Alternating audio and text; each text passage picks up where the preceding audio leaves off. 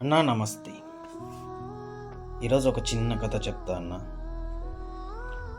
ఒక చిన్న పక్షి సముద్రం పక్కన గుడ్లు పెట్టుకుంది. ఆ సముద్రం అలలకి ఆ గుడ్లు సముద్రంలోకి వెళ్ళిపోతే ఆ సముద్ర నీరుని ఒక్కొక్క చుక్కని ఆ పిట్ట వేరు చేస్తుంది.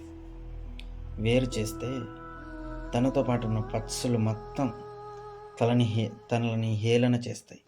అయిపోయింది, ఆ గుడ్లు తిరిగి రావు, అంతే, ఇంకా పోయినాయి.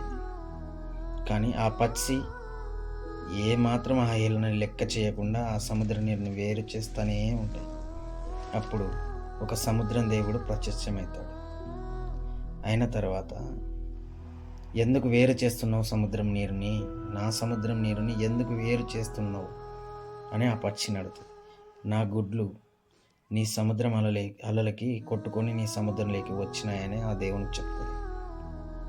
సరే, నీ గుడ్లు నీకు ఇచ్చేస్తా అని ఆ దేవుడు గుడ్లు ఇచ్చేస్తాడు. ఇచ్చేసిన తర్వాత ఏ పక్షులు అయితే ఉన్నాయో ఆ పక్షులు ప్రతి ఒక్క పక్షి తనను చూసి క్లాప్స్ కొట్టి సంతోషపడతాయి. అలాగే మన జీవితం కూడా అంతే.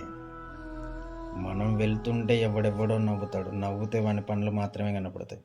ఒక్కసారి గెలుపొంది చూడు, ఎవడైతే నవ్వినాడో వాడు మావోడే, మా ఇంటి పక్కనే అని వాడే క్లాప్స్ కొడతాడు, వాడే జై జైలని మనకు కొడతాడు. ఇది నిజం, జగమెరుగని సత్యం అన్న ఇది. ఓకేనా? నమస్తే, ఉంటా.